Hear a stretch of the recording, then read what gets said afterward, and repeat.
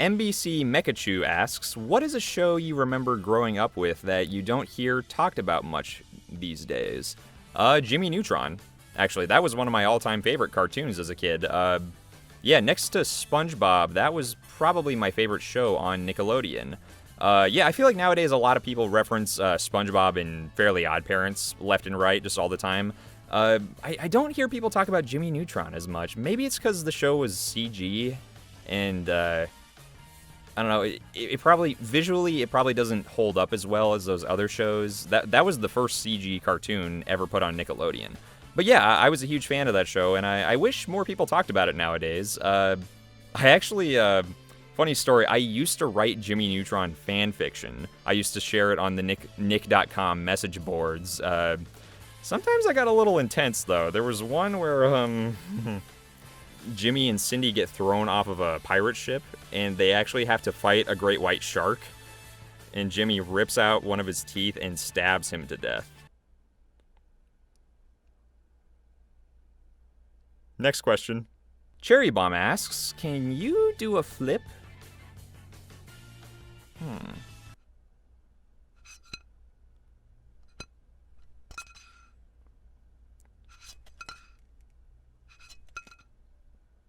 Yes, I can. The Hazamaster asks, have you thought about doing character Let's Plays? You mean, like videos where Mario, Luigi, and Bowser play video games together and provide commentary? Maybe. Karen Smith asks, which Toy Story movie do you like? Oh, I enjoy all of them. Ever since I was a kid, I've been a huge fan of Toy Story.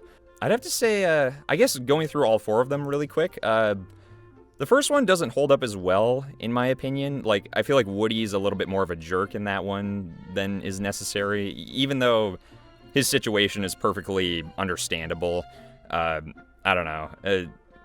He's not like a hateful character or anything, but I also feel like that movie visually doesn't hold up as well. But, I mean, you know, it was like the first movie of its kind, so I'm not gonna be super critical about it. I did absolutely love that movie as a kid. I think the second one is probably my favorite, even to this day. I like how Woody is more upbeat and cheerful in that one. The third movie, I remember seeing in theaters when I was 17 with my family, and we saw it in 3D, and let's just say our 3D glasses got pretty wet during the last 5 minutes. Toy Story 3 definitely makes me cry even to this day. That's the power of nostalgia. Oddly enough, though, I do think I like Toy Story 4 more than the third one. I know, that sounds crazy. Like, everybody says, like, the third one is the best, but I don't know. Even though the third one has that really awesome climax, it's like, incredibly intense and like, whoa, this is really dark. The fourth one doesn't have anything like that, but I don't know. Something about it, I just like it better. Maybe it's just my tastes. I mean, I was a teenager at the time, and I was starting to not really enjoy animated films as much as I used to at that point. I don't know, maybe that has something to do with it, but yeah, I'd say 2 and 4 are currently my favorites. Did any of you hear that they're making a Buzz Lightyear movie, and Chris Evans is going to be playing Buzz Lightyear? And it's not the toy, it's actually based on the real Buzz Lightyear. Well, fictionally real, but yeah. Let's see how that turns out. I mean, Pixar's making it, so that's a good sign. Awesome Ocelot has multiple questions. I'm just gonna pick one to keep the train rolling. If you could eat anything from a video game in real life, what would it be and why? The chocolate from Conquer and Viva Pinata looks pretty yummy. I guess a chili dog from Sonic? I don't know, that chili dog from the opening of Sonic Generations looked pretty good. I actually, funny, last year I tried a chili dog for the first time ever, and I thought it was okay. I don't know, maybe it wasn't just, maybe the place I went wasn't the best place to get a chili dog. I don't know, maybe someday I'll get to eat a chili dog worthy of Sonic the Hedgehog. Jordan Bobin asks, do you like trains? I mean, I liked playing with train toys when I was a kid. I don't know, their trains are fine, I guess. Did anybody notice that when Cars came out in 2006, the Disney Pixar movie, that kind of became the new Thomas the Tank Engine franchise?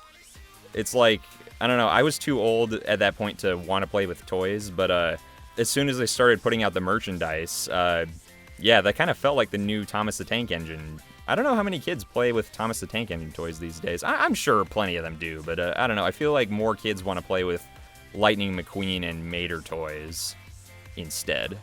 But I'm curious. I don't know. Emma Flores asks, I'm new to the Star Fox series, and I was wondering, who is your favorite team member of the Star Fox team and the Star Wolf team?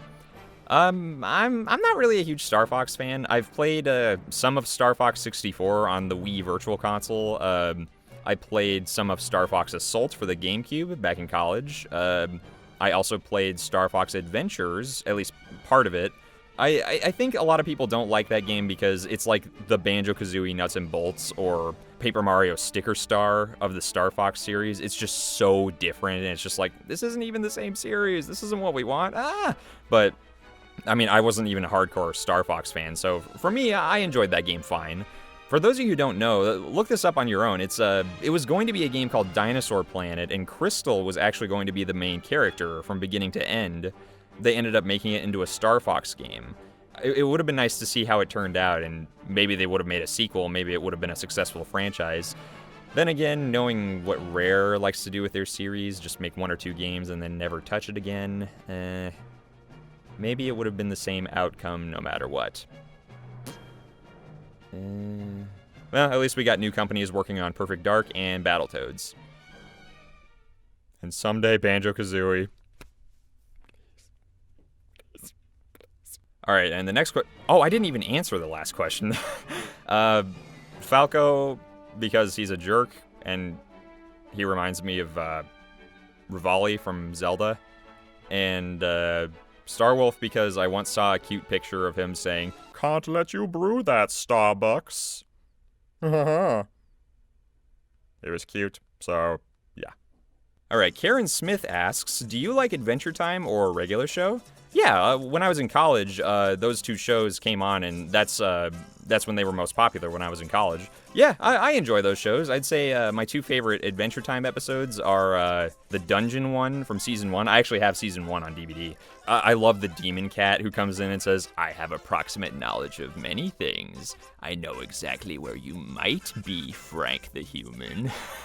Regular show, I'm not as big a fan of as Adventure Time and Steven Universe. I would say those are better shows, but regular show is still fun. I actually binged the first 4 seasons last year. I'd say my 2 favorite moments are when Mordecai and Rigby try to screw in a light bulb and they fail miserably and Benson gets mad.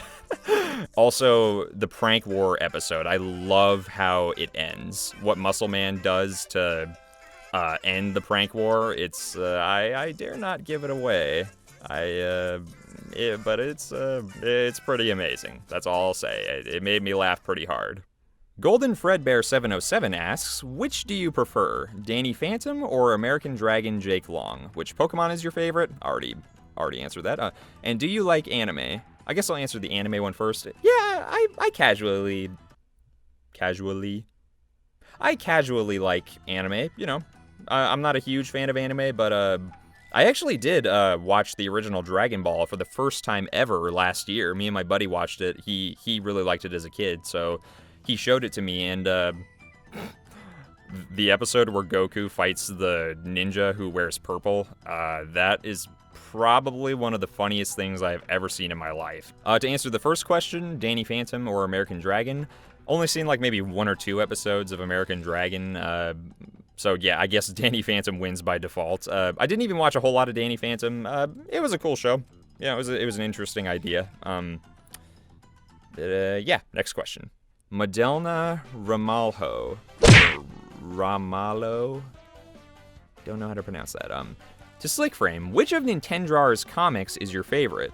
Definitely the Pranksters comics. I love those. I also really like her Super Mario Brothers comic series. I'd say the best thing about her comics, for me, is the dynamic between Mario and Luigi.